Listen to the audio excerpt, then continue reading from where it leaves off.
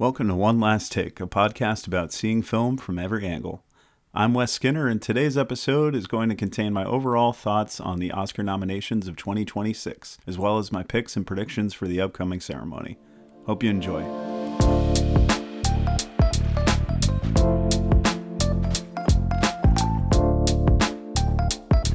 All right, thanks so much for tuning in this week. Today's episode is going to be a little bit different. I'm going off script here and decided to just sort of give my raw overall feelings on the nominations this year for the Oscars. I have a very love-hate relationship with the Oscars. Like a lot of film fans, a lot of times it can be this collection of films no one's ever heard of or you can't really have access to due to festivals and things like that.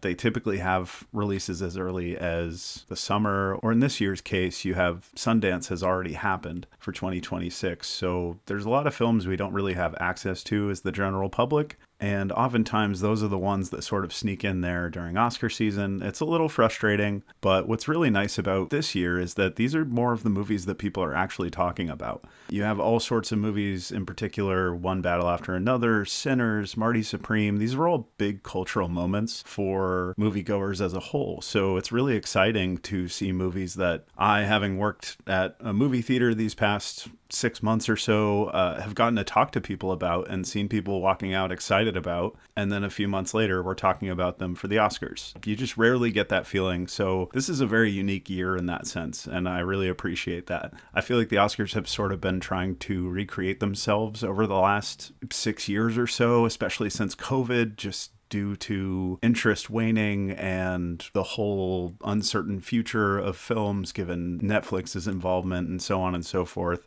There's so much to unpack there, but I think you can really always get an interesting glimpse, love them or hate them, you can always get an interesting glimpse on the present and future of film based on what makes it to the Oscars. And I do feel like it's slowly starting to represent the public take a little bit more, which is really nice. So without further ado, I want to get started. I'm going to break down sort of all of the main categories and maybe go into some small ones. There are still some movies I haven't seen, so I might not be able to weigh in on everything, and some of my picks and predictions won't be 100% educated, but I'm going to go with my gut based on the history of the Oscars and what I think their overall taste is, which is only getting harder to guess based on how much it's been changing over the past few years. And then, of course, those will be the predictions, and then my pick is just what I hope wins.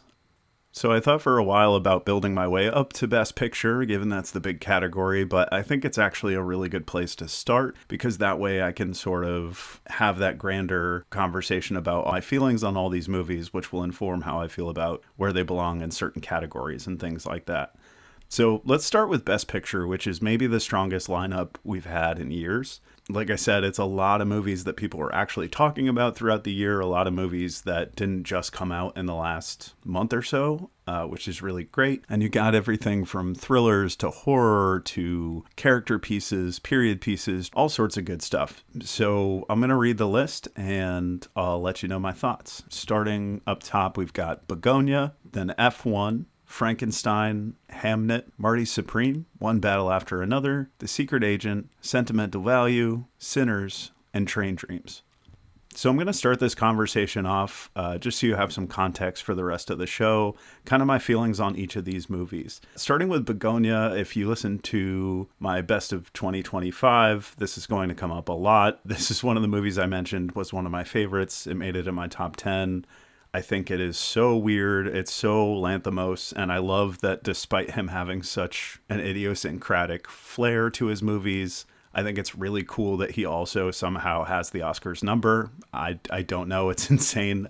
Poor Things was my favorite movie of that year. So it's just cool to see him staying in the conversation while never seeming to really compromise his style. He still manages to be one of the big names at the Oscars, which is just so cool. But yeah, Begonia is a really weird movie. It's really cool. It would not be at the top of my list for Best Picture, but I certainly am just glad to see it here. It was one of the more surprising ones. Speaking of surprises, we have F1 here, which I guess I'm glad Gen X dads get to feel seen. But other than that, I'm not really sure what this is doing here. It's a technically well-made movie, but I felt it did not need to be 2.5 hours. I thought Brad Pitt's performance was fine. We've sort of seen him operating in that register a lot over the last decade, and it's not like he's doing anything wrong. He's doing exactly what the movie requires of him, but I just didn't think the movie was anything spectacular. It was well executed and technically very well made. Something about the feeling of it was very immersive, like you felt like you were right there in the pit with them. That stuff was really neat, but I don't know. In between the race scenes, despite decent performances, I didn't really have a lot to latch on to. I just found this kind of a straightforward dad movie, like I said. Then we have Frankenstein, which I do have a soft spot in my heart for, but I don't know that it's Best Picture caliber. We're in a really weird place with Guillermo del Toro and the Oscars. He somehow always manages to remain in the conversation while I think weirdly being underrated as an artist. People have kind of maybe gotten frustrated with him. I don't know. It all kind of started with the Shape of Water conversation. I think a lot of people, rightfully so, felt that that movie didn't deserve Best Picture. I do love that movie, but I have to agree with people that it's not his best. I think Pan's Labyrinth is his best, hands down. I do think that Nightmare Alley belonged in the conversation. I think that movie's very underrated. And Frankenstein, I'm just torn. I'm somewhere in the middle on. And I'm glad it's getting attention. I think we'll get to some of the other elements of it that were nominated. I think some of them are very deserving. But in the grand scheme of things, I don't know that it's Oscar worthy, at least for Best Picture. So next up, we have Hamnet, a movie that I'm a little torn on, as I spoke in my Best of 2025 list about. It's very well executed. It's gorgeous to look at. Chloe Zhao always has this very earthly visual style that I think really lends itself to the story. And Jessie Buckley is phenomenal. I think the movie just feels like that's where it belongs in the conversation, is the performance, and maybe not so much the movie as a whole. I think that without Jessie Buckley, the flaws of that movie kind of shine through, particularly the fact that it is sort of hollow. This is a very well-cast movie. It looks great, like I said, and the ending is undeniable. But I just don't think this one really makes it all the way there. It's missing something. It's missing some substance. I don't think the movie really comes together until its ending. And it leaves you sort of feeling a little, at least me anyways, feeling a little empty throughout until it gets to that point. So I don't know, maybe I'll have to rewatch it again too and see how I feel. But it's an overall decent movie with some really, really, really high highs. I feel kind of the same about Marty Supreme. I think, again, the performances are great. Chalamet is phenomenal. We'll get to this later, but I think his path to the Oscars is not inevitable, but very strong. The movie has this great rhythm to it. It's edited very well. It's very exciting. It's hard not to get excited by it in the moment because it's a movie that does not let you breathe for a second. And maybe that's partially where I kind of think it falters. While it's a very engrossing experience, I don't know if I was emotionally engaged as much as I would have liked to have been.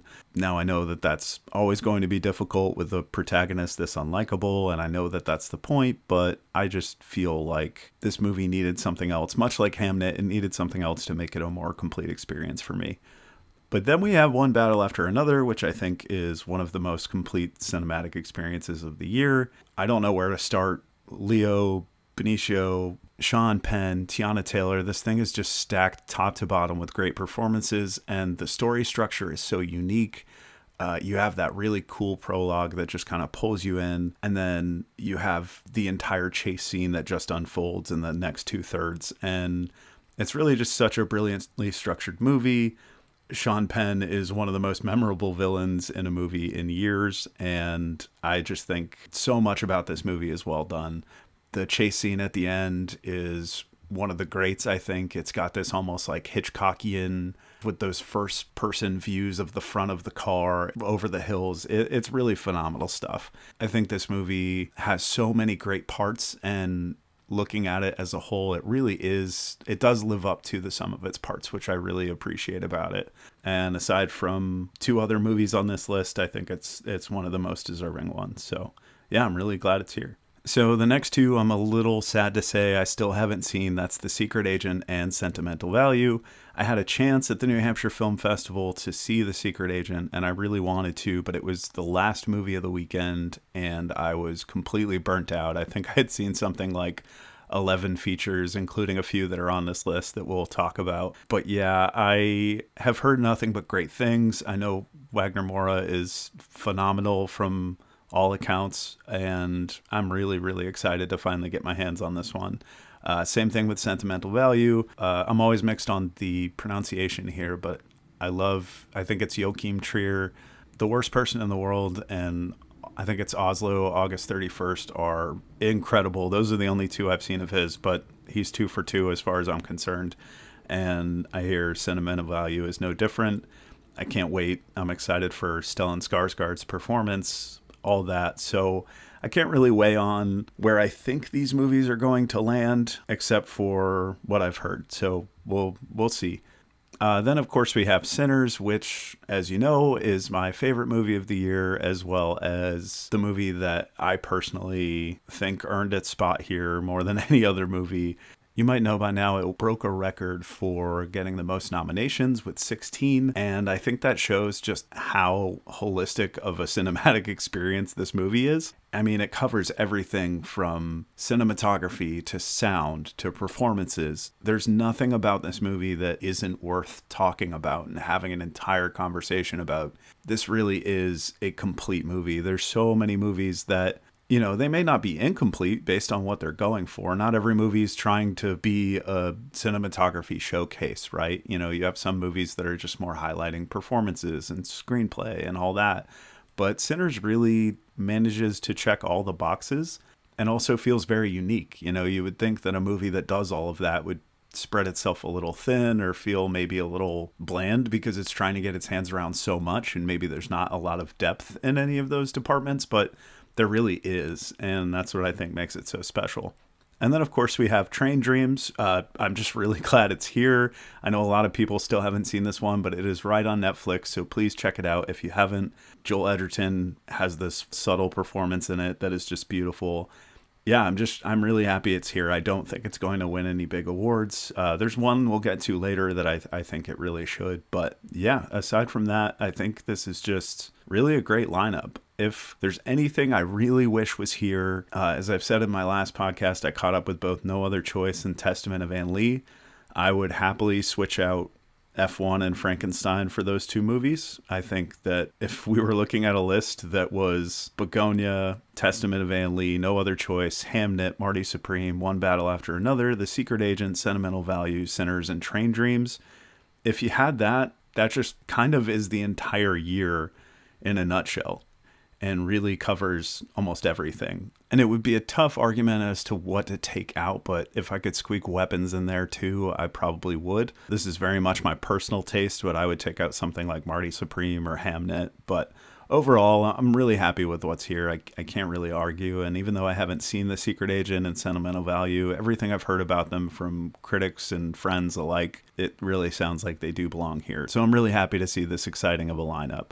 For Best Picture, it's obviously going to be Sinners. There's no suspense there. I think this is the best movie of the year, I think, in so many ways.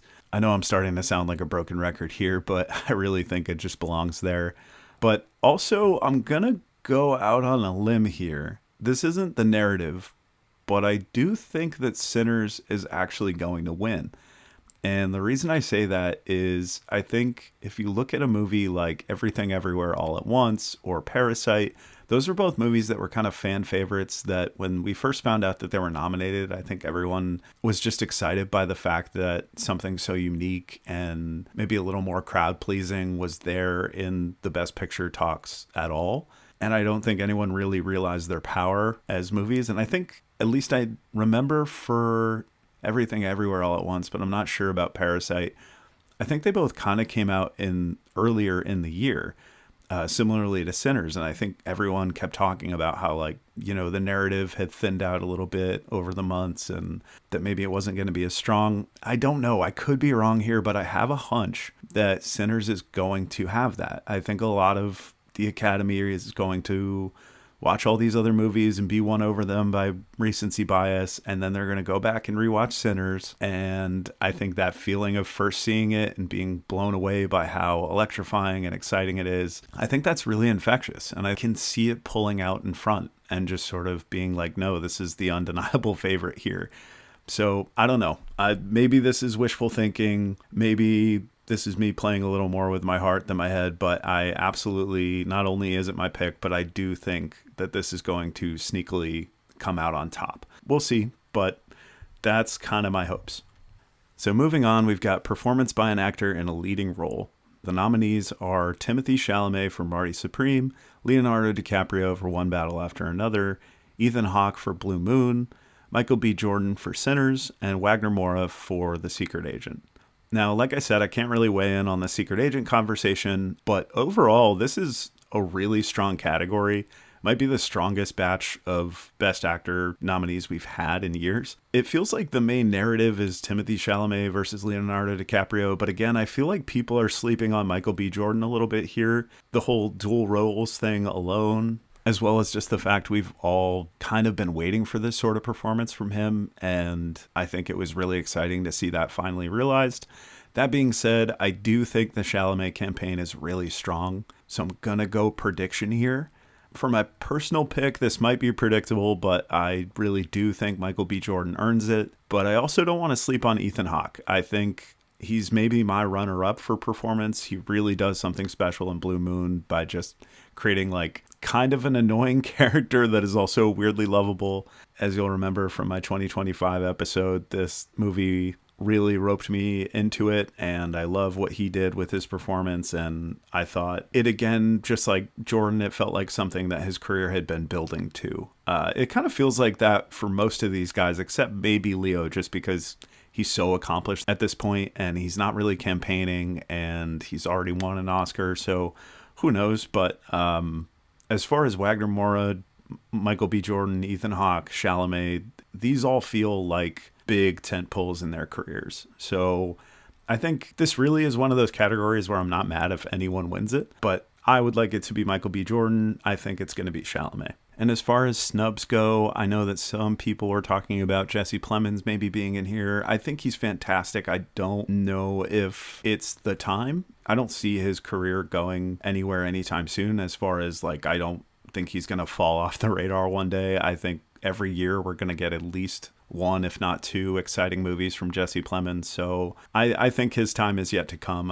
I'm not worried about that at all, even though it would be cool to see him here. I think, like I said, this is not a category with a lot of wiggle room. Other than that, I think Joel Edgerton's performance, this is expected, but I think his performance in Train Dreams was amazing, but I'm not surprised it was slept on just because it's such a subtle movie and such a subtle performance. Well, the performance more so than the movie, I guess. The movie's very big in a lot of ways, but that's what makes it special, is it's kind of both. But yeah, I just think he's always great. I love seeing him, and I think he's really, really unique in the power he can display and subtlety, and he does something really special in Train Dreams with that. So it'd be nice to see him here, but again, there's not a lot of room, so I'm happy with this category overall. So then we have performance by an actor in supporting role. And we have another pretty stacked lineup here. We have Benicio del Toro in One Battle After Another, Jacob Elordi in Frankenstein, Delroy Lindo in Sinners, Sean Penn in One Battle After Another, and Stellan Skarsgård in Sentimental Value. The biggest surprise here, because there was a lot of talk about how we didn't really know if it was going to be noticed, was Delroy Lindo. And I'm really happy because ever since Da 5 Bloods, there was a lot of talk about how he's been sort of ignored by the Academy, and I think he's just, this guy has this superpower that just makes him the most magnetic person on screen, and it doesn't matter who he's sharing it with. He's just phenomenal, so I was so happy to see him in this category. I don't know, I think this was kind of another sign that maybe Sinners is a little more powerful than people expect, given that this is one of those awards that it wasn't really guaranteed that it was going to make it in, so yeah, we'll see. As far as the others go, Benicio del Toro is great as always in One Battle After Another. There's always this idea that if two performances in a movie are nominated, that they're going to cancel each other out. But I really don't think that's the case with him and Sean Penn here. It's just because the movie has enough space for both of these characters to shine. So I don't really believe in that narrative. I think they very well could be the two front runners. You never know. I'm not really sure as far as this race goes. It's a little tricky. Jacob Elordi here for Frankenstein is really cool and unique. I think it's obviously a way different performance than all of these. It's a lot more physical. Having to play Frankenstein's monster is really unique. I don't know what it is. I don't think this movie really, or this performance at least, has a chance in this category, but we'll see. And then Stellan Skarsgård in Sentimental Value. Again, I haven't seen it, but I am sure he's fantastic. When it comes to my picks and predictions here, I have this gut feeling that it's Stellan Skarsgård's time. I feel like all these other performances are great, but aside from maybe Sean Penn, a lot of these feel like versions of something these actors have done before. And maybe, I guess, except for Elordi, but specifically where I feel like Benicio del Toro and Delroy Lindo are very strong in this race, but they are doing stuff that we've seen them do to some degree, I think, in the past. Whereas this just feels like something built up in Stellan Skarsgård's career, and it, from just what I've seen about the trailers and heard about the campaign, he looks just very powerful in this movie, and it looks like the movie sort of weighs on his performance a bit. I always destroy her name, but I'm sure Renate Reinsve is phenomenal as well. But I think the movie seems to really have a lot of weight in that performance. So I think Skarsgård is going to come out on top here. I also think it's going to be in the back of everyone's mind. He's getting older. We're only going to have so many times to acknowledge his incredible career. So I think this would be a really good way to do that. And from what I've heard, he's phenomenal in the movie. So all these guys are, but I really think that he will stand out. And then my personal pick, though, is going to be Sean Penn in One Battle After Another. I think that's maybe one of the most iconic movie villains of the last 10 years. I mean, his name's Colonel Lockjaw, for fuck's sake. Like, what he does with that is so crazy, and he manages to ride this fine line between being a complete and total parody of real people in the world, but also he remains terrifying. And I think that's really hard to do without being a complete cartoon character about it. It all helps because you believe that this character believes the things he does. It's so important that you don't see Sean Penn in this role, and in my opinion, you do not. So I would like to see him get awarded for this, even though, again, this is another category where I'm really not mad if anyone walks away with it. I don't think Elordi's going to. I think that would maybe be the most disappointing win, just because it would feel a little random. I do think that these other guys maybe deserve it a little more. But yeah, I don't know. I am really hopeful that Sean Penn will win it, but also something's telling me Skarsgård's got it. So then we've got performance by an actress in a leading role, for which we have Jessie Buckley in Hamnet, Rose Byrne, If I Had Legs I'd Kick You, Kate Hudson in Song Sung Blue, Renate Reinsve in Sentimental Value, and Emma Stone in Begonia. I think this is another awesome lineup. Really, all the acting lineups are just so good in this. Unfortunately, I can't speak to Hudson or Reinsve for Song Sung Blue or Sentimental Value, respectively.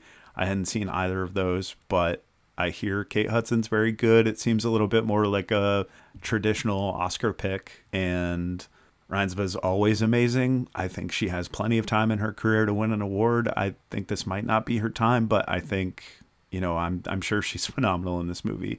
Emma Stone, who has won before, is awesome in Begonia. I think she's got maybe the most complex performance to do. I think these, all of these actresses have really difficult roles, but I think that Emma Stone has the most, it's hard to say much without spoiling the movie, but she has the weirdest one, and I think she really nails it. I do think that because she's won, I think people will maybe be subconsciously looking to award someone who hasn't yet been. So I don't really think she's going to have it, but I'm glad she's here.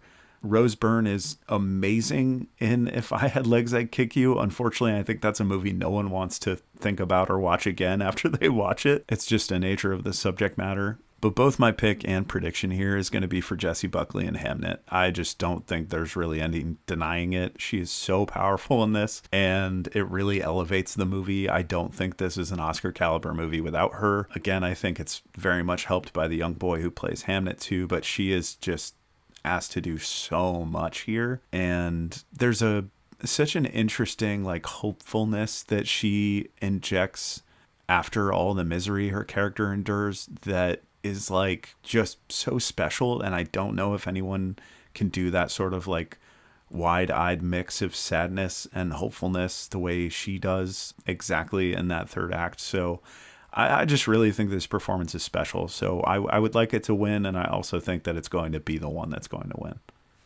So next up, in performance by an actress in a supporting role, we have Elle Fanning in Sentimental Value, Inga Ibsdottir Lilias, I probably butchered that name, I apologize. She is also in Sentimental Value. Amy Madigan in Weapons, Wunmi Mosaku from Sinners, and Tiana Taylor in One Battle After Another.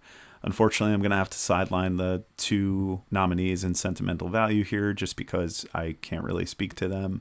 And neither of them would be my prediction just because it seems that the other two nominated actors in that movie are going to be the real talk as far as award season goes.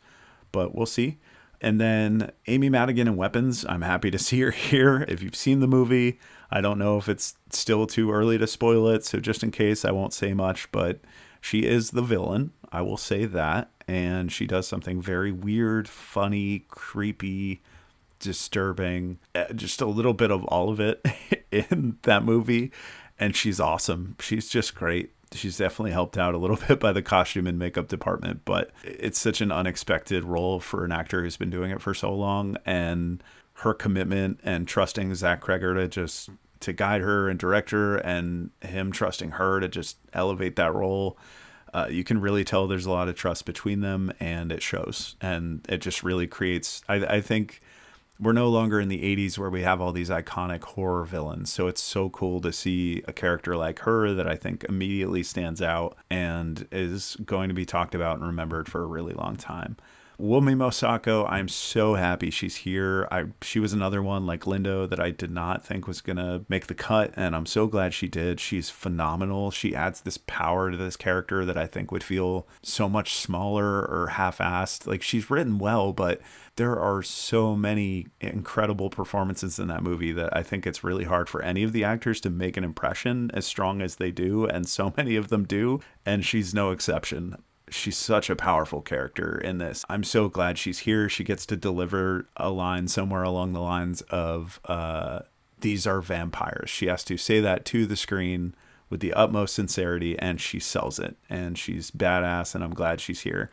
Also really nails the emotional stuff too. It's a very complete performance for a character that does not get as much screen time as, she's maybe the sixth lead in the movie, and she just absolutely knocks it out of the park. Then we have Tiana Taylor in One Battle After Another. The first third of this movie belongs to her, and she absolutely just grabs the movie by the balls and makes it hers. And I think she's awesome.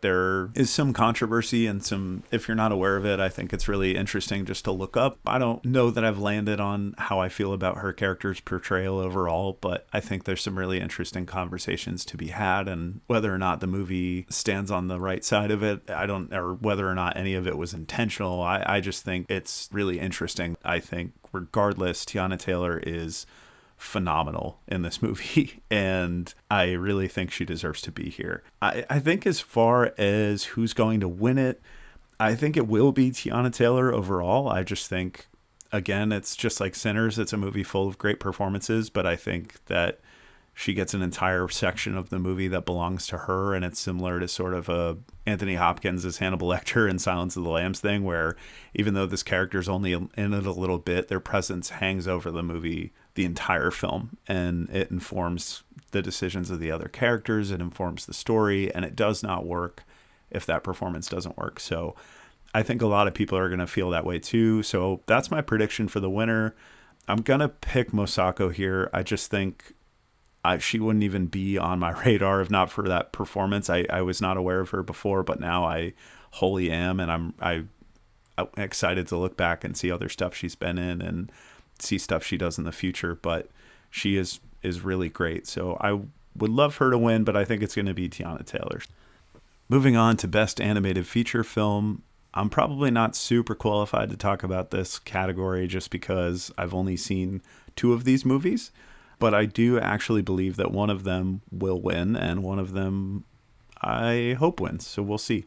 So the nominees are Arco, Elio, K-Pop Demon Hunters, Little Amelie or the character of Rain, and Zootopia 2. I don't think this is a particularly strong lineup, but I do think that the 2 I saw were Arco and K-Pop Demon Hunters, which I think are both very fun, very heartfelt in their own ways, very powerful, unique. Arco I do think is overall a little derivative of a lot of stuff we've seen before from like Studio Ghibli, stuff like that. But I don't know, it's still got enough unique that I really do enjoy it. I like how stripped down its storytelling is. It sort of feels like screenwriting 101, where characters will have these arcs that pay off in ways that feel satisfying, even if they're like not a character we particularly cared about before. They just know how to make you care, and it's really well done. So I enjoyed that one a lot. And then K-Pop Demon Hunters surprised the shit out of me. Can't believe I'm saying this, but it's the one that I kind of hope takes the award. A lot of people are talking about it being the front runner.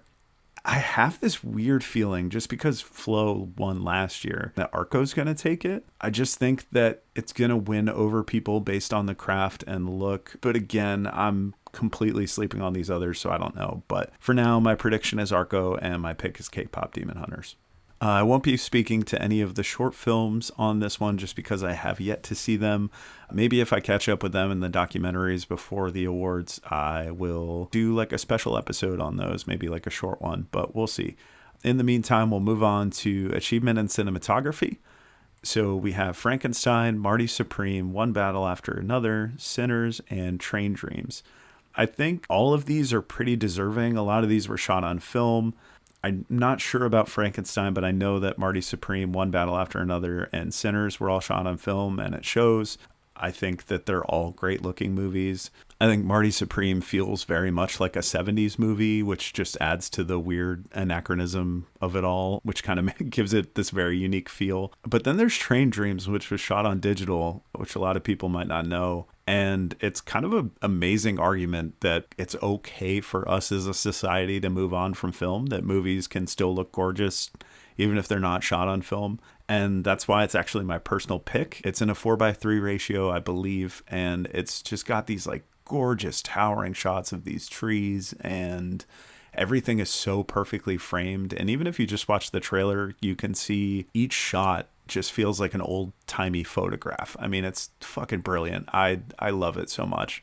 And I think it's just a really beautiful film. It manages to like do a really good job of highlighting the whole point of how beautiful just everyday basic ass life can be. Like, these are images of trees and skies. They're things we see every single day, but it shows them in just such a beautiful way that kind of drives home that point of appreciating the minutiae of life and the stuff that we, just the fact that we get to be on this planet. It's really easy to enjoy the things you're supposed to enjoy walking away from this movie after the way they frame everything. But yeah, that's definitely my pick. I do think that One Battle After Another is going to win it, though. I think that it's also gorgeously shot, and I think that the film really has this mix of this epic, but also like, and big and sprawling and meditative, but is also very propulsive. I think a lot of the pacing and the feel of that movie is due to the way it's shot, and the scenes where we're sort of just hanging out in rooms to the scenes where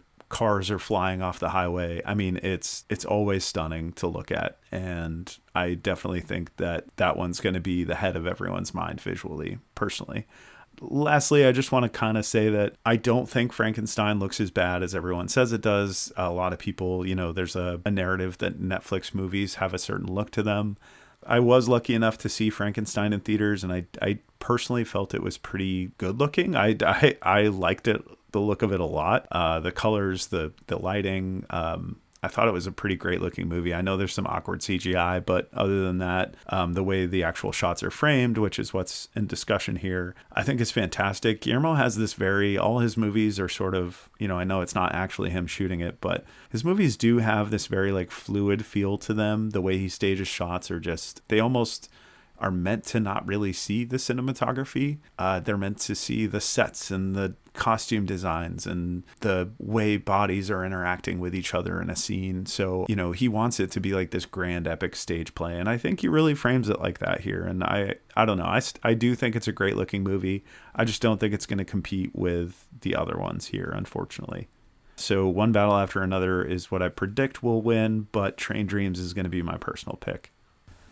So for achievement in costume design, we have Avatar, Fire and Ash, Frankenstein, Hamnet, Marty Supreme, and Sinners. I want to start off with Avatar, Fire and Ash because I think it's fucking crazy that it's here and it's kind of awesome. As you might know from my 2025 episode, I like these movies seemingly more than a lot of people. So I'm just happy to see any element of it acknowledged here. I do not think it deserves to be in Best Picture or screenwriting or anything like that. But I do think that just in the design aspect, and I don't think we've ever really thought of this award in the context of CGI created costumes, because it is costume design. It's not costume creation. So that's kind of interesting. And I don't think we've ever had a case, I could be wrong, but I don't think there's been a case where we've talked about it in this context. So yeah, I guess in the case of costume design, yeah, the costumes are really cool in Avatar and it's kind of neat to see them acknowledged. And then we have Frankenstein, which is kind of your typical,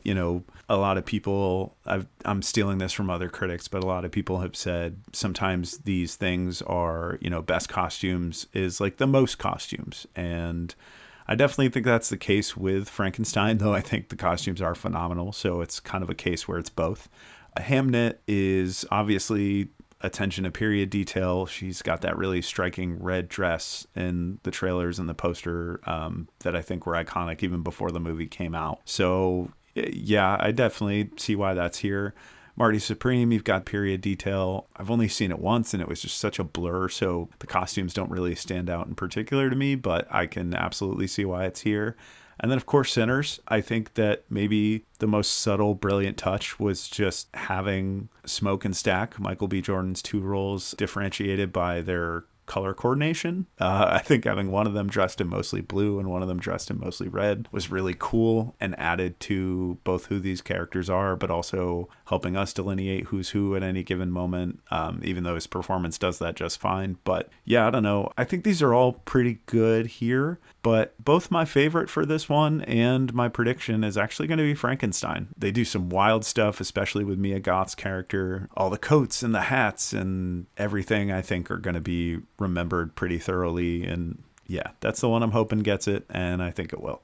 So then we have achievement in directing, where we have Chloe Zhao nominated for Hamnet, Josh Safdie for Marty Supreme, Paul Thomas Anderson for One Battle After Another, Joachim Trier for Sentimental Value, and Ryan Coogler for Sinners. Now we'll start with Chloe Zhao. I think she has had a very up and down weird career. The Rider was a really impressive indie movie that used a lot of real world elements and non-actors. And then she tried to do that on a bigger scale with Nomadland, which was beloved in the moment. And then I think like immediately turned on. And then I think it kind of weirdly became like the bad guy of the Oscars. And then of course you have The Eternals, which was her stint in the MCU, which fell flat on its face. And this is sort of her recovery from that. I think the movie is very well directed, but I think that she's up against some heavy hitters here. And I think almost every single one of them outshines what she does in Hamnet. And I also think most of her directing shows in the performances. And I think those are going to reflect in, for instance, like Jessie Buckley's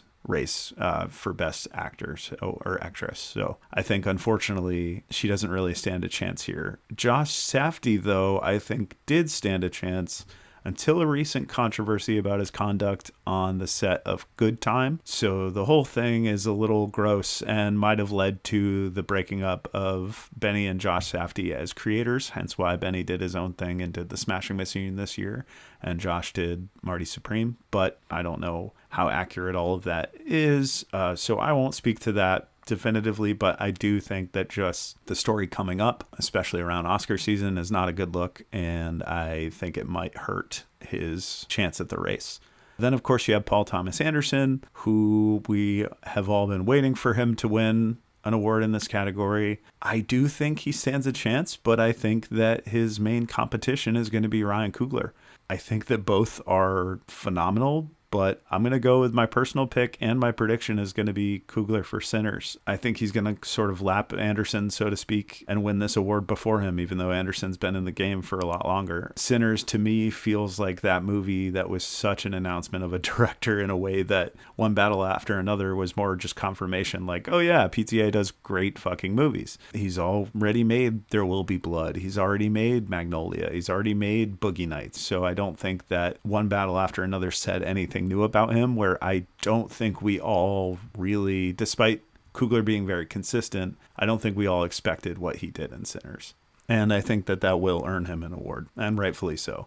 And then, of course, Joachim Trier, I think he's fantastic, and no sign of slowing down. I don't know that there's enough power and momentum behind Sentimental Value to overcome kind of the revelation that was Coogler and Sinners. So still going with Sinners, but I think either Trier or Anderson could maybe sneak this one out for sure.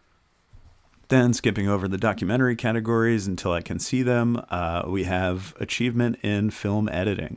So we have F1 here, which I think any movie with that many set pieces involving racing and sort of any stuff like that is going to end up in editing naturally. Then we have Marty Supreme, One Battle After Another, Sentimental Value, and Sinners. So Marty Supreme, I think, is such a briskly paced movie, and it is extremely well edited, because I think that in other directors' hands or other editors' hands, this movie would kind of drag. It's about a guy who plays table tennis, and I think a lot of people heard that premise and were like, oh, I don't know if that's going to be for me. And then so many people came out riveted, and I think part of the reason is because it's edited so damn well, and really just the way scenes bleed into one another is just really impressive. One Battle After Another, of course, fantastic editing as well. Sentimental Value, I'm sure, is well edited. All of Trier's films have been so far, but I don't know that it's going to overcome movies with action set pieces and things like that. I think typically those are going to be a little more showy and therefore make more of an impression.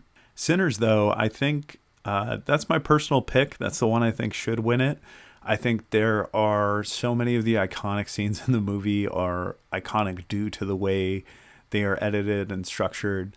I think that we all remember that brilliant one take in the middle of it, or at least doctored to look like one take, I'm not sure. But in addition to how iconic that one flowing shot is, you also have that brilliant lead up where they're cutting back and forth to Delroy Lindo's monologue about how, this isn't like that religion that was forced upon us. This is something for us. This is something that we made, or something along those lines. And that, there's so many moments like that where things are just teed up, and there's these unexpected sort of perfectly timed flashbacks to something another character has said, and those things can be so annoying in movies if they're done incorrectly, but I think they're really fucking good here.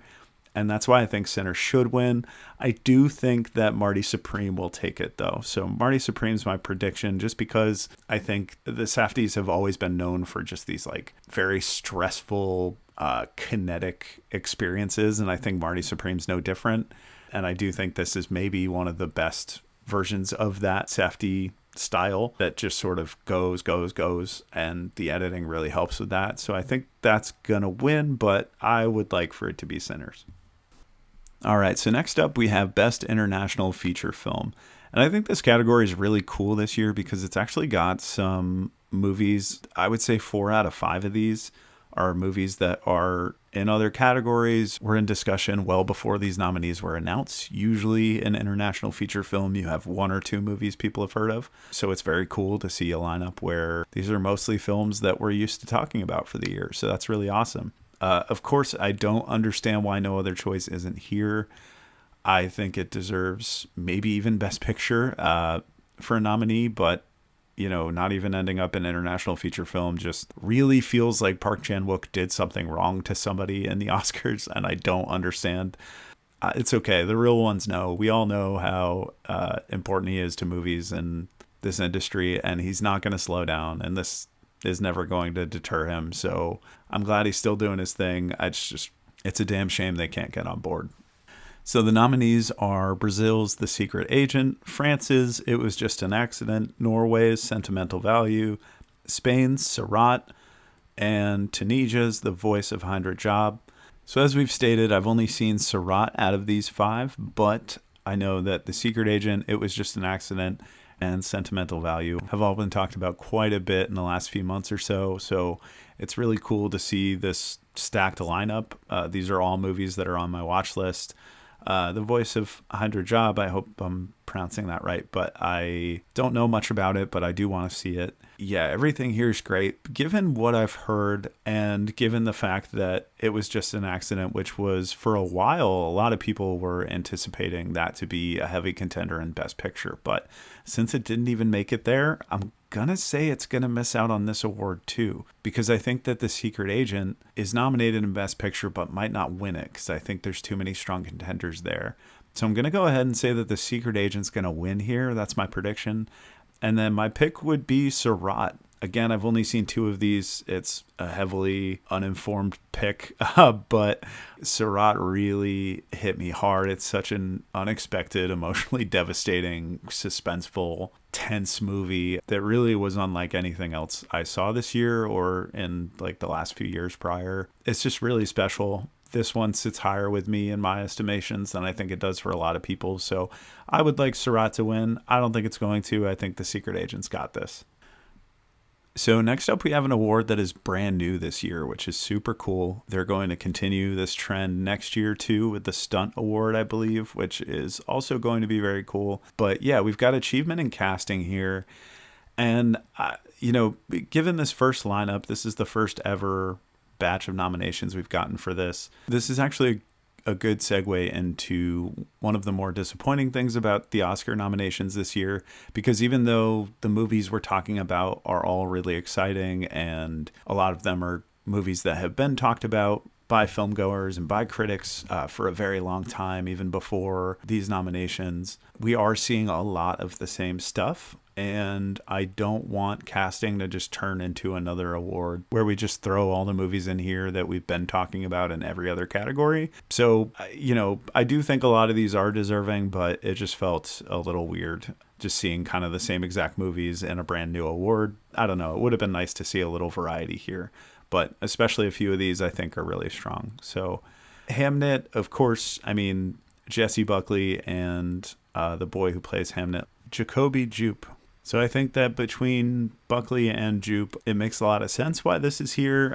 Paul Mescal's great too, but I just don't think this is really his movie. They weirdly feel the need to hide that he's William Shakespeare for half the movie is just kind of annoying, and it makes his role a little more thankless. However, I do think that when he's asked to shine in the heavier scenes, he does a really good job. He's phenomenal. I do think that Gladiator 2 showed us he has limitations as an actor, but I do think that when it comes to sad artsy men, he is second to none. So I think this is a pretty solid nomination here. I get why it's here. I just don't think it's the strongest. Then you have Marty Supreme, which, how much credit do we give people for casting Timothée Chalamet when we already know he's one of the most promising actors? I don't know. But, I'm sure that the motivation mostly behind this is everyone else. And the supporting cast is fantastic. Gwyneth Paltrow is really great and really well used in a way I haven't seen her quite used in a movie before. Odessa A'zion, I think is her name. A'zion, I'm not sure. But she's really great in it as well. Also, just the genius stroke of casting the guy from Shark Tank as kind of a 50s version of a dude from Shark Tank is pretty inspired and kind of cool. But, I wouldn't say it's the strongest ensemble overall, but it is great. These guys all feel like they belong in a Scorsese adjacent New York movie, and here they are. So that's good. One battle after another. Obviously, the casting's fantastic here. I think the casting directors are getting nominated. I think they're the ones who are actually getting the awards. But I don't know how much of this is like directors having conversations with these actors or writing these roles for these characters already. I don't really know how that all works. So I don't know how much credit to really give any casting director here. Maybe I'm not giving them enough. Maybe I'm giving them too much. I don't know. But obviously One Battle After Another has a fantastic cast. And then again, I can only speak so much to The Secret Agent. I just know everyone has been talking about Wagner Moura's incredible performance. So that's the highlight, but I'm sure it has a great supporting cast as well. But both my pick and prediction is going to go to Sinners here. I mean, every single role is perfect. From Haley Steinfeld as Mary to Omar Benson Miller as Cornbread to Miles Caton as like this fascinating discovery who was a musician, and then he kind of becomes the lead character of this movie. Lee Jun Lee steals the show for a couple scenes as a version of an Asian American character we haven't really seen in a movie taking place during this time period, which is really cool. Jamie Lawson's great as Pearline. Like, the list is endless. These characters, these actors are phenomenal. Jack O'Connell just announcing himself as one of the most versatile players of villains between this and 28 years later, The Bone Temple. We've already talked about Delroy. I mean, it doesn't stop. And I really think this cast has the most depth. So to me, my thinking would be that it involved the most casting decisions and therefore, in my opinion, should win the casting award. But that's just me. But that's going to be both my pick and prediction for that one. It's definitely going to be interesting seeing how that category evolves over the years, for sure. So I'm looking forward to it.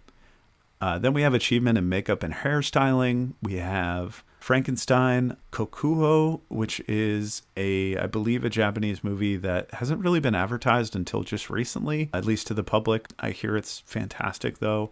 Then there's Sinners, Smashing Machine, and The Ugly Stepsister. So on this list, I've only seen Frankenstein and Sinners. So Frankenstein, that's going to be both my pick and prediction for this one, just because I do think that anytime there is full creature makeup, that's gonna kind of steal the show in this category, but we'll see. I definitely think that all of these movies, from what I can tell, really deserve it. I mean, I know there's some very subtle makeup on The Rock, and he does it great in The Smashing Machine. I just haven't seen it in motion yet, but I'm sure it's great. Then we have original score. So we have Begonia, Frankenstein, Hamnet, One Battle After Another, and Sinners. I think that Begonia had a really unique, cool score. So did One Battle After Another. I don't think they're entirely different from like sort of percussive or twangy scores that we've had in other movies, but they do kind of their own versions of that, which is really cool. Frankenstein, as much as I remember liking the score, I don't really remember any motifs from it or anything. Hamnet, I'm going to be actively angry if this movie wins original score, because they didn't even bother writing an original piece for the big emotional finale. They just used one of Max Richter's old songs, who is the composer, but this would feel like we're recrediting him for that. And it is the biggest use of music in the movie and the most prominent use of music in the movie. So that's the only one here that makes me angry if it wins. But yeah, I mean, I think this is Ludwig Göransson's to win for Sinners. I think that it deserves it. I think that it's phenomenal the way it uses like these textured blues elements, and then the way he kind of tastefully finds a way to work in just like generations of black music into that big set piece where Preacher Boy plays I Lied to You. Like I just the songs are catchy, they're beautifully done, and he managed to make these motifs like the Smokestack Twins track, which just has played on repeat in my head since that movie came out. It's just it just belongs here. There's no other way around it. You know, original song and original score are such weird categories because a lot of times like songs are made by the composer, so I don't know, it's just iffy. But I would have liked to see Testament of Ann Lee here. I think it had some of the best music of the year and was the only one that competed with Sinners for me. But again, I don't know if that would have been like a song thing or a score. I don't know. But that being said, we'll move on to original song, which is Dear Me from Diane Warren for Relentless. I have no idea what that is, but she always ends up here. Golden from K-Pop Demon Hunters, I Lied to You from Sinners, Sweet Dreams of Joy from Viva Verdi, and Train Dreams from Train Dreams. I mean, this one, I think it's pretty obvious to most people that Golden from K-pop Demon Hunters is going to do it. How often do you hear a song that is like, aside from when we have like James Bond tracks, like that is that big of a radio hit and that big of like a streaming hit, that I just don't think you get this kind of pop tune from a movie every day that is also plays a big part of the movie itself. So I think that was kind of a gift to make this a relevant award this year. And then, you know, my personal pick is going to be I Lied to You from Sinners, just because that's my movie. I love it. But I definitely think that Golden's got this. Then for achievement in production design, we've got Frankenstein, Hamnet, Marty Supreme, One Battle After Another, and Sinners. I'm not surprised that a lot of period stuff is here. Like, of course it is. But I don't know if there's anything that we need to have represented here for Frankenstein. I think that this is definitely like their award to win. Does Guillermo ever disappoint when it comes to his production design team? I mean, no. There's so much care and so much work. I know it starts with Guillermo's brain a lot of times, but everyone who's on that set building this stuff deserves credit. There's some really staggering sets in this movie. So yeah, I think Frankenstein's my pick, and I also predict it will win. And it's one of those rare cases where I think the most production design is also the best. Then for achievement in sound, we have F1, Frankenstein, One Battle After Another, Sinners, and Seurat. I think that if everyone involved had seen all of these movies or had given all these movies the same amount of attention, I think most people would agree it's Seurat. That movie uses sound in a really special way that I'm not going to spoil for anyone. Part of it is with music, but there is a lot more to it than that, and it's just so textured. I watched it at the New Hampshire Film Festival in the Historic Theater, which has this great updated sound system, and it shook me to my core. It is just like hypnotic, and then it's used in very violent ways too, and that is equally effective. So yeah, I think this should be Seurat's award, but obviously Sinners is a heavy contender. So is One Battle After Another. I don't think this is really Frankenstein's to win, and F1 is just here because of Loud Cars. So my guess is going to be One Battle After Another is going to win it, but I'm going to go with Seurat, just picking with my heart there. And then, of course, we have achievement in visual effects. I'm not going to talk about this one long. The nominees are Avatar, Fire and Ash, F1, Jurassic World Rebirth, The Lost Bus, Sinners. It's Avatar, Fire and Ash. If any other movie wins it, they're wrong, and that's okay. It's not to say that the visual effects are bad in any of these movies. I think they're really well used in Sinners. I think they're underrated in Jurassic World Rebirth. I don't know why The Lost Bus is nominated here. From what I can tell in the trailers, it was just fire, but maybe it's really good looking fire. Fire's hard to do. I don't know. And F1, like, whatever, it's Cars again. But no, it's Avatar, Fire and Ash. These movies are made to win this award. Like, it's just, you can't touch it. And you can talk down to these movies all you want, but you cannot say that they don't deserve this award. So yeah, that's my pick. That's my prediction. And then finally, we have the writing categories, which a lot of times we get some of the coolest stuff here. So the nominees for writing an adapted screenplay is Begonia, Frankenstein, Hamnet, One Battle After Another, and Train Dreams. So I really think that this is a pretty good batch. A lot of the high profile movies this year just so happen to be adapted, so that's pretty cool. I think Begonia is one of the most unique ones here because it was adapted from a South Korean comedy called Save the Green Planet. For what I read, the screenwriter wanted Lanthimos to direct it, and Lanthimos had no connection to the original source material and didn't watch it until after he started moving forward with his project, so that it didn't sort of impact what he did, and he just wanted to make sure it wasn't too similar. But yeah, I think that like that's the type of movie I want to see here, so I'm glad it's nominated, because you don't want stuff that's just copying pasting the adapted, you know, that's not interesting. Frankenstein, same thing, definitely Guillermo's twist. I don't think he's the strongest writer as much as I love him, especially when it comes to character stuff, so I think it's a decent screenplay and I like the angle he goes with it, but yeah, I don't think ultimately it's the strongest one here. Hamnet, it's well written, of course, but I don't know. I don't think it does enough of its own thing to earn getting credit for, at least not in the form of an award. One Battle After Another is another great example of taking a very loose outline of something and doing something completely different with it. It's based on Vineland, the book by Thomas Pynchon. I haven't read the book, but I hear this is very different. And I think that this is maybe the best version of adaptation, where it just sort of takes some really interesting broad themes and carves its own piece of art out of it. Then you've got Train Dreams, which is adapted from a novella, also called Train Dreams, which from what I can tell is really good and weird and artsy in its own ways, maybe a little more different than the movie, and apparently the movie cuts some things out that I think wouldn't have worked, so that was smart on their part. I would like that to win, because I think that's kind of a hard thing to adapt and to do, and it's such an internal piece. The way they use narration was just like fucking brilliant and made it feel like you were kind of turning the pages of this novella as you were watching it, without it feeling like they were just telling you stuff you didn't need to hear through narration. I don't know. You have to see the movie to see entirely what I mean, but I think that's my pick. But I think my prediction is that it's going to be one battle after another, just because of all the original ideas he stuffed into something that ultimately came from another piece of work is just really cool. So yeah, I think PTA deserves the award there. And that would be a cool place if he's not going to get it for director, which he still might. But, you know, if he doesn't, I think that'd be a cool place to have him recognized. And last but not least, we have Achievement in Writing for Original Screenplay. The nominees here are Blue Moon, It Was Just an Accident, Marty Supreme, Sentimental Value, and Sinners. Once again, I can't speak to Accident or Sentimental Value, but I do hear that those are both brilliantly written movies.